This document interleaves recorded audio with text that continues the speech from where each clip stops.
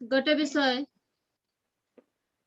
समस्ते मिछ कहती एमती अच्छे ना सबु मिछ कहबे मात्र आईना कौन करे केबे मिछ कहे ना से सबु बेले कौन कहे सत कहे तो दर्पण कौन करे सबु बेले सत कथा ही कहे आमे कला थिले से कला का देखाइबो आरि गोरा थिले से कौन बोलबो गोरा का देखाइबो जदि मुहरे पिंपल्स हेछि बोली कहले से कहबो कि तोर मुहरे पिंपल्स हेछि आ मुहरे जदि कला लागिछि बोली कहले दर्पण कौन बोल देखाइबो तोर मुहरे कला लागिछि बोली कहि किना देखेबो तो प्रिय भौणी माने प्रभुଙ୍କର वाक्यକୁ ମଧ୍ୟ काहा सहित तुलना अनेक विषय सहित तुलना करा जायछि ता सहित ମଧ୍ୟ दर्पण सहित मध्य प्रभुଙ୍କର वाक्य को कौन करा जायछि तुलना करा जायछि तो प्रभुଙ୍କର वाक्य कौन अटे दर्पण सदृश अछि जहा लेखा जाय अछि याकूब 1:23 पढन्तु के जन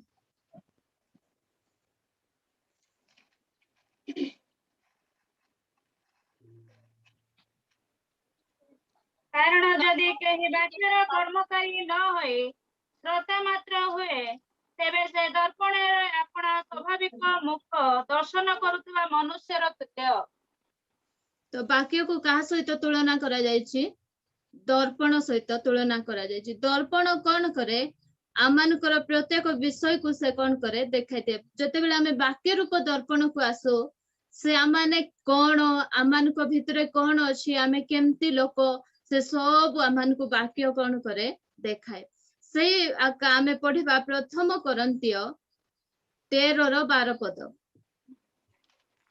आ गोटे विषय लिखा जायछि कारण एबे आमे माने निगूढ़ वाक्य रूप दर्पणर साहाय्य देखु अछु किंतु सेते बेले मुखामुखी होई देखिबा एते बेले मु आंशिक भावे जानु अछि किंतु सेते बेले मु जेपरि परिचित सेही परि मध्य परिचय पाइबी एबे गोटे भांगी जाइथिबा दर्पण देखिबे बा गोटे दूषित हो जाइथिबा दर्पण को देखिबे से स्थान रे आपनकर चेहरा टिके केमती लागबो अलगा देखा जिवो आमे जनक घरे प्रार्थना करे जाइथिलु तो मो सामना रे ही तांको घरे गोटे छोटिया दर्पण अछि से दर्पण भांगी जाइछि आउ सिटी एमती जने दुष्ट आत्माग्रस्त व्यक्ति को पय आमे प्रार्थना करबा को जाइछु आ जेते बेले से दर्पण रे मोर चेहरा को देखुची गोटे अजब टाइप रो लागला याडे भूत छड़ाइबा को आसीछु मोर चेहरा कोन एमती दुसुची बेले मु छान्याई किना अनैची मोर चेहरा कोन एमती दुसुची बेले भांगी जाइथिले आपण माने मध्ये देखिथिबे टिके केमती केमती दुसुथिबो तो से दर्पण अनेक समय रे आमानकर देखबार शैली मध्ये कोन हे जायते आमे जदि खराब दर्पण रे देखुची कहले आमानकर चेहरा बा भांगी जाइथिबा दर्पण रे आमान देखबो बले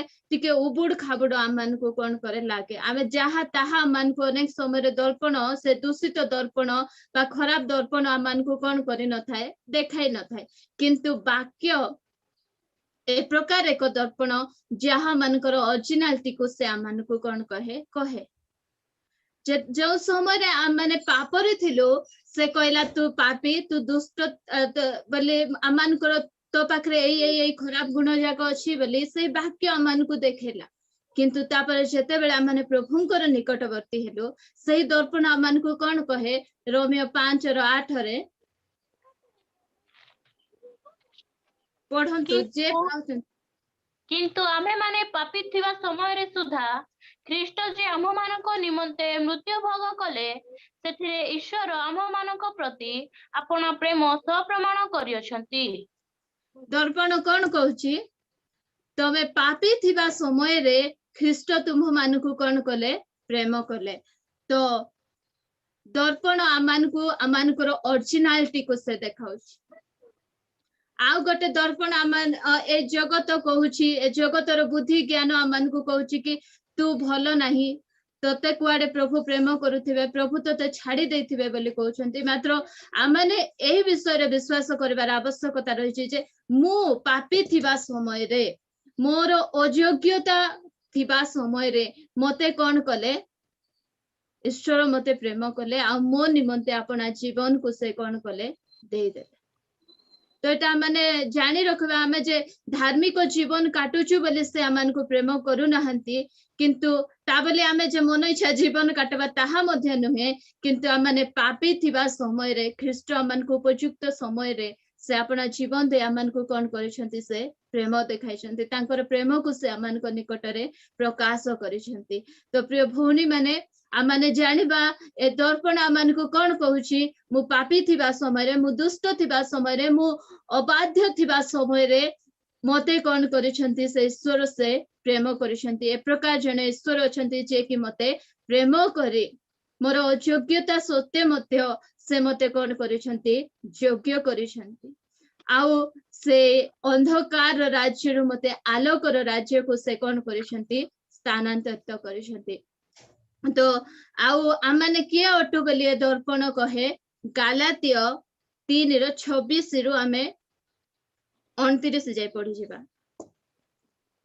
कारण तुम्हे माने समस्ते यीशु ख्रीष्टଙ୍କ ठारे विश्वास करिबा द्वारा ईश्वरଙ୍କ संतान होयछ जेणु तुम्हे माने जेते लोक ख्रीष्टଙ୍କ उद्देश्य रे बाप्तिजित होयछ तुम्हे माने समस्ते ख्रीष्टଙ୍କୁ परिधान करियछ जिहुदी की ग्रीक दास की स्वाधीन पुरुष की स्त्री तुम मानक मध्य किछि ही प्रभेद नहीं कारण ख्रीष्ट जीशुଙ୍କ ठारे तुम्हे माने एक आउ जदि तुम्हे माने ख्रीष्टଙ୍କର तेबे तुम्हे माने तो अब्राहम को वंश प्रतिज्ञा अनुसार उत्तराधिकारी।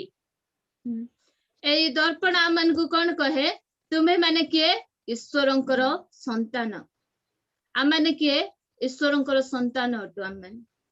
तो आउ अनेक कहंती स्थान लेखा जायछि के जिहुदी के ग्रीक के कौन कौन सब कौन करंती कहि थांती अनेक कहंती कि अनेक लोक कहंती कि आमे ब्राह्मण आमे कुठरो ब्रह्मांकर कुठरू बाहर चु कहंती मते जना नहीं से सब तो के गोडरू बाहर छि के पादरू बाहर छि के मुंडरू बाहर छि मात्र आमे के मध्ये कोठरू बाहर नाहु आमे के अटो आमे जेते जन ख्रीष्टଙ୍କୁ ग्रहण करिछु आमे समस्त के अटो ईश्वरଙ୍କର संतान अटो। नाय तुई धनीटा तू गरीबटा एमती नहीं तोर छोट जाति तोर बड़ जाति आमर किछि मध्य जाति ने आमे गोटे विषय जानिछु आमे होचो ईश्वरଙ୍କର संतान। आमे आमर चर्च रे मध्य कोन नै कैटेगरीज नै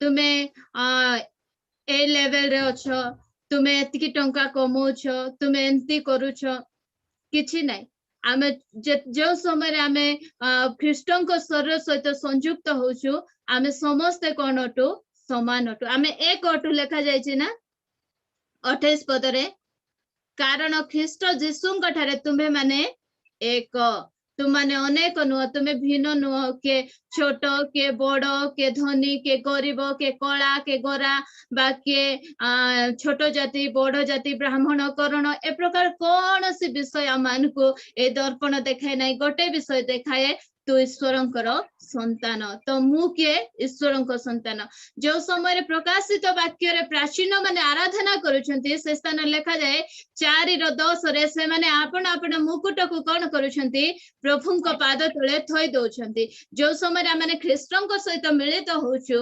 मुकुटर अर्थ कोन आम मानकर योग्यता गुडी को आम मानकर डिग्निटी गुडी को आम मानकर पद पदवी गुडी को आम माने कोन करबार अछि प्रभुଙ୍କର पाद तळे आमे थोई देबार आवश्यकता रही गोटे विषय आमे जानबार अछि जे जो स्थान रु आसो अनेक समय रे कोन हुए नाइ आमे चर्च रे बसिबा समय रे मध्ये आमे कोन करू मो पाखरे ए बसले ठीक थिबो आउ के जदी टिके महिला पहिला ड्रेस पिंदी के आसे थिबे बा टिके सब टिके अलगा देखा जाउथिबे आमे सेमानकर सहित अनेक समय रे बसवा पे मध्ये आमे कोन करू कुंठाबोध करू किंतु परमेश्वर से प्रकार कहूनांती तुम माने अनेक नुह तुमे माने एक आ गोटे विषय मन रख तुम माने होचो मोर संतान तो आ माने कहार संतान आमे जेते बेले आमे ख्रीष्टଙ୍କୁ ग्रहण करूछु आ से समय रे आमे समस्त कोन होचो ख्रीष्टଙ୍କର संतान सॉरी ईश्वरଙ୍କର माने संतान हेउछु किए रेवरेंड नहीं, किए राइट रेवरेंड नहीं, किए ऊपरे बसबो, किए तळे बसबो, ए प्रकार नहीं। आमे समस्ते कोन अटु ईश्वरंकर भाई। तो आमे काहार संतान? ख्रीष्टंकर ईश्वरंकर आम माने संतान अटु। तो प्रिय भौणी माने आमान को ए दर्पण देखाए जे तुम्हे माने होच ईश्वरंकर संतान। तो आम माने ए समय मने रखो जगत कहूथिब तो पाखे ए विषय अच्छे सतरे कोन तू ईश्वरंकर संतान। ए दिन गुड़िकर विभिन्न प्रकार घटना गुड़िक घटीगला। से समय मते धीरे धीरे शैतान कहूथिला एंती सब होची तू शनिवार दिन वाक्य प्रचार करि पारबु तो?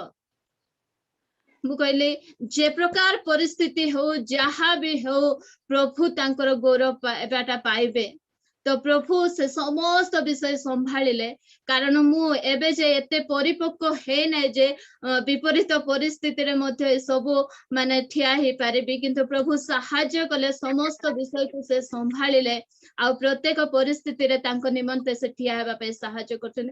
मु कहबार अर्थ अनेक विषय मानकर जीवन रे आसुथिबो, से खराब दर्पण, से दूषित दर्पण मानको विभिन्न प्रकार नेगेटिव विषय गुडी को देखाउथिबो। मात्र ओरिजिनल दर्पण जोटा कि वाक्य रूपी दर्पण, से दर्पण कहछि तुमे माने ईश्वरंकर संतान। तो मु ईश्वरंकर संतान अटे। आउ एक विषय आम देखि जिबा, तुमे माने पृथ्वीर लवण।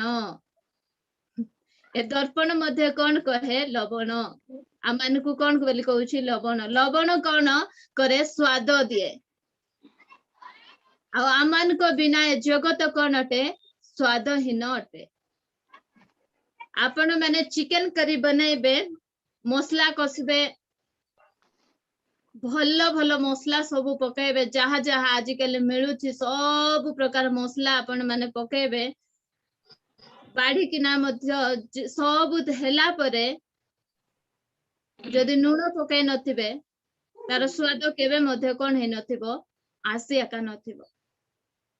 आ गोटे केजी जदि चिकन रांधुछंती आपण माने केते लूण पकाइबे? आमे तो समस्त रांधबा भौणी माने अछु, कोंतु तो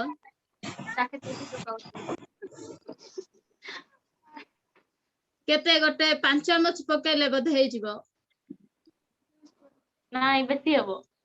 बेसी हबो ना? स्वाद अनुसार पकाइबा। तो केते पकाइले से स्वाद हबो टिके कोंतु को भौणी हेले? गोटे चामच अथा। ओके 2 चामच नले गोटे चामच अधा कहले से भौणी। तो लेखा आमे पढिबा माथ्यू 5:13 लेखा जे सर पढिबा नै। आमे समस्त जानिछु तुम्हे माने कोन अट? पृथ्वीर के लूण। आमे जगत को कोन देबा लोक? स्वाद देबा लोक। आम बिना ए जगत कोन अटे? स्वाद विहीन अटे। आउ लूण बिना जेंती तरकारी स्वाद लागे नहीं, से प्रकार आम मान को बिना ए जगत कोन? बेस्वादिया।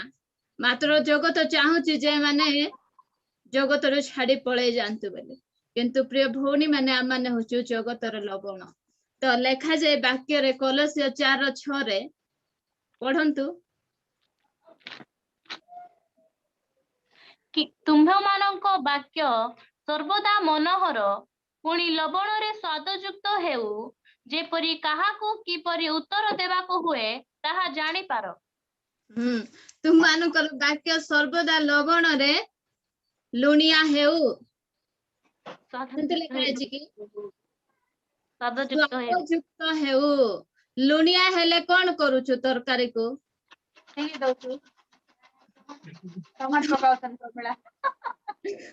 तो आम मानकर वाक्य कोन हेबार अछि? लवण रे स्वादयुक्त। जो जगह रे जेतिकी कहबाटा सेतिकी कहले हेबो। अळना हेले आरे टिके कोन करि हेबो? पकाई किना खाइ हेबो। तो लवण रे स्वादयुक्त हेउ तुम मानकर वाक्य कहबा माने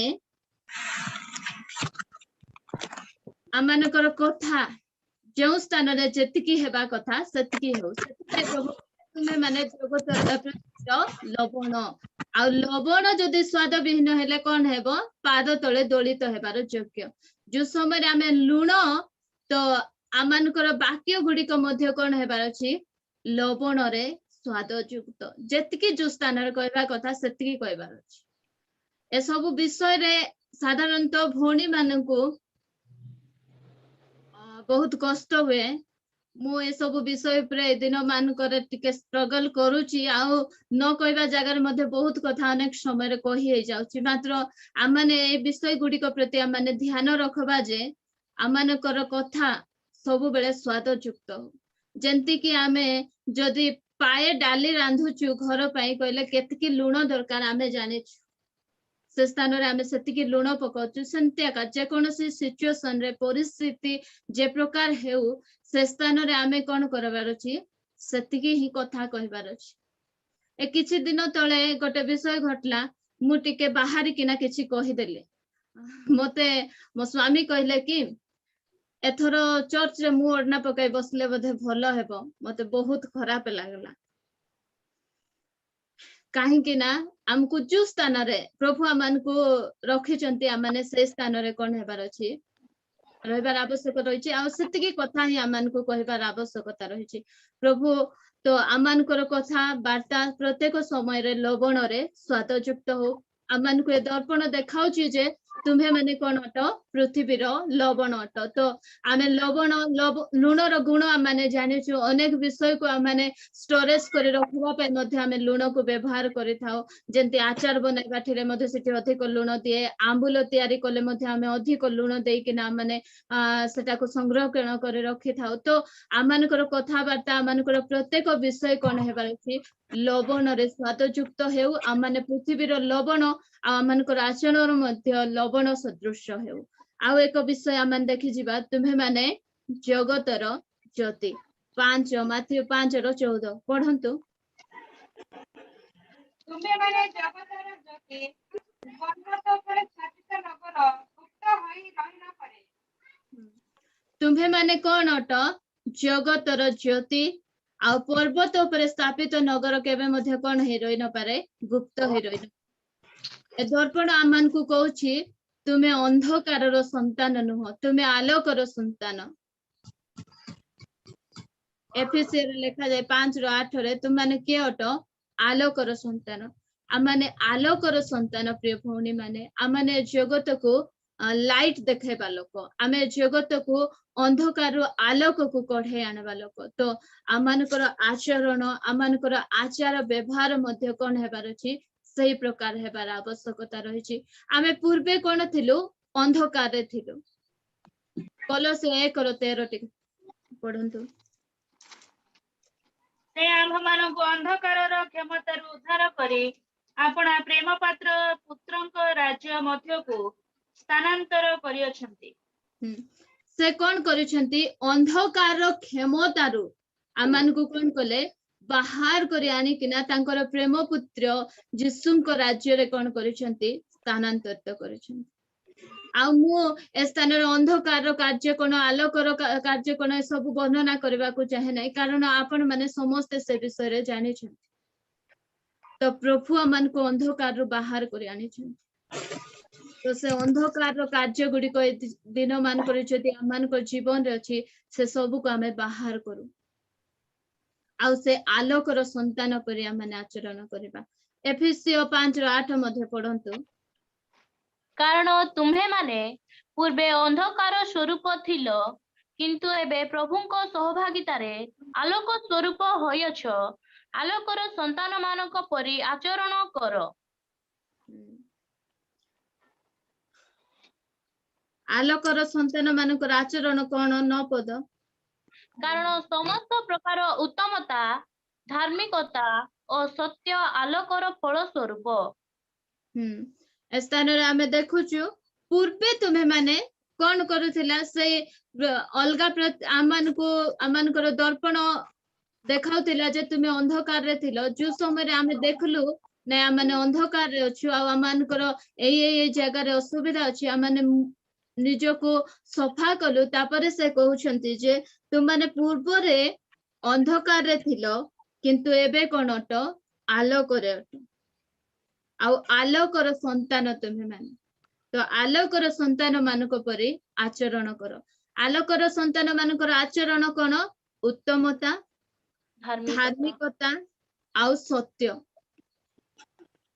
आमान को जीवन रे गुण गुड़िक प्रभु देखा चाहते कारण आम मैंने आलोकर संतान जो समय रे आमने आलोक मध्य को आसू घर अंधार थिले कु जगार कौन अच्छी कौन नहीं आम मैंने कौन करि परबा नहीं जानी परबा नहीं मात्र आम मैंने लाइट जेते बेले लगेबा से समय रे आमे देखि परबा जे कु जगार टिके अलंधु लागिची बा कु जगार मैला हेची कु जिंस ठीक जगार नहीं ठीक जगार अछि ए सब विषय आम मैंने कौन करि परबा देखि परबा तो एबे आम मैंने होचु आलोकर संतान जो समय रे आमान को मध्य से आलोक आसुछंती प्रभु जीशु ख्रीष्ट आसुछंती से समय रे आम मैंने निज निज को आमे जानी पारुछु जे कु जगार आम मानकर विषय नहीं माने अधार्मिकतार अच्छु माने सत्य कहूना ए सब विषय आमे कौन करि पारुछु जानी पारुछु तो ए समय रे मोर प्रिय भौणी माने आ माने निज निज को कहबा आ माने कहबा जे जो समय रे माने अंधकार विषय आड़ को माड़ी जाउछु से समय रे कहबार आवश्यकता रहिছে नाइ नाइ मते तो मो दर्पण कहूची मु तो आलोकर संतान मु ए प्रकार कार्य कि प्रकार भाबरे करि पारबी ए प्रकार आपण माने कहंतु प्रिय भौणी माने आउ से आलोकर संतान परि आचरण करंतु निज निज कहंतु मो दर्पण मते कहूची मु आलोकर संतान तो मु अंधकार संतान परि मु कि प्रकार आचरण करि पारबी जो विषय आमाने जानेबा ताहले से वाक्य ऊपर आमान को ठिया हेबा को प्रभु कोन करबे सहाय्य करबे प्रथम पितर 2:9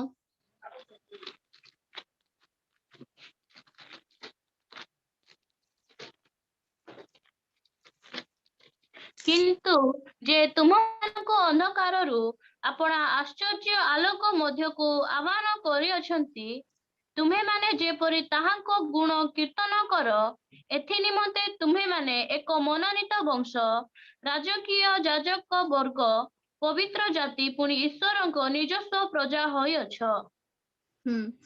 प्रभु जीशु ख्रीष्ट आमान को कौन कले अंधकार रो आलोक को तांकर आश्चर्य आलोक मध्य को कौन करिसेंती से आह्वान करिसेंती आ से आह्वान करी आमान को कौन कौन कहिसेंती हमर गोटे गोटे कोंतु एथि निमंते तुम्हे माने एक मनोनीत वंश आमेने कौन अटो मनोनीत वंश राजकीय याजक वर्ग पवित्र जाति पुणी ईश्वरंकर निजस्व प्रजा एहा मानकर परिचय अटे आमे अनेक समय रे कहू आमे देखुछु अनेक भौणी माने प्रभु को ग्रहण करिसेंती आमान को मध्य रे सेमान को तुमे छोट जाति तुमे एमती बोले कहउछंती मात्र आमर दर्पण आमान को कहू नै जे आमे छोट जाति बोले आमे किए आमे राजकीय याजक वर्ग आमे पवित्र जाति आ ईश्वरंकर निजस्व प्रजा अटु आमे गोटे मनोनीत वंश अटु तो जो समय रे आपण मान को कहउछंती क्रिश्चियन माने बोले छोट जाति एमती सेमती से माने एटा खांती सेटा खांती बोली कहले आपण माने बिल्कुल मन दुख करंतु नाही कारण आमे जानिछु हमर दर्पण कहउछि जे आमे राजकीय याजक वर्ग पवित्र जाति आ ईश्वरंकर माने निजस्व प्रजा तो प्रिय भौणी माने ए सब विषय को आपण माने कोन करंतु मने रखंतु आम दर्पण आम मानकर परिचय प्रकृत परिचय आम मान को दउछि हाँ ए सब विषय रे जो आमे करंती एबरे पढुथिले ए सब विषय रे एबे कोन करबाटा विश्वास करबाटा आम मान को पई कष्ट करो काहे कि ना ए सब विषय एबे आमे केंती देखुछि लेखा जाय छै से स्थान रे आंशिक भाव रे लेखा जाय छै काढंतु पुनर्बार से 12 रो 13 पद ना 13 रो 12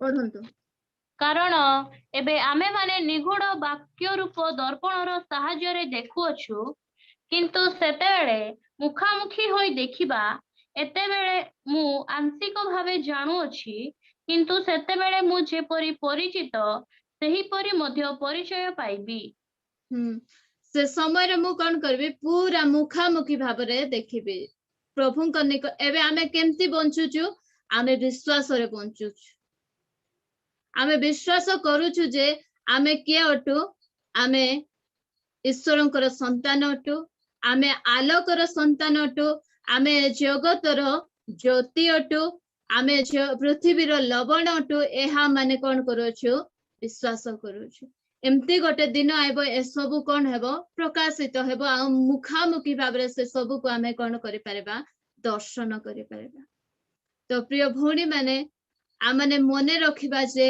प्रभु आमान को कोन करिसंती गोटे ए वाक्य रूप दर्पण रे आमानकर परिचय को से आमान को कोन करिसंती देखाउछंती आमे किए अटु आमानकर कोन कार्य आमाने कि प्रकार आचरण करबा आमानकर आचरण कि प्रकार हेबार आवश्यकता रहिछि से सब तांको वाक्य द्वारा से आमान को कोन करिसंती देखाउछंती तो आसंतु आमान को ए दर्पण को हेतु आलोकर संतान तो अंधकार राज्य अंधकार क्षमतार तते उद्धार करे कोन करिसंती तांकर प्रेम पुत्र जीशुंकर राज्य रे पिता परमेश्वर आमान को स्थानांतरित करिसंती आमे पूर्व अंधकार रे थिलु आमाने पाप रे जीवन यापन करूथिलु किंतु ए समय रे आमाने आलोकर संतान हेछु तो आलोकर संतान मान को परि आमाने कोन करबा आचरण करबा आउ आमाने जगत को लाइट देखाइबा लोक आमाने जगतर ज्योति अटु जो समय रे लाइट लागे आमे देखो अनेक पोक गुड़िक तांको निकट को से लाइट निकट को कोन करे चली आसे ठीक सेमते का अनेक जन आम लाइट देखि आम निकट को कोन करबार अछि आसीबार अछि तो आमे जगत को पथ कडाई नेबा लोक आमे पृथ्वीर स्वाद ए पृथ्वीर आमाने लवण प्रभु अल्प वाक्य रे आम समस्त को आशीर्वाद करंतु।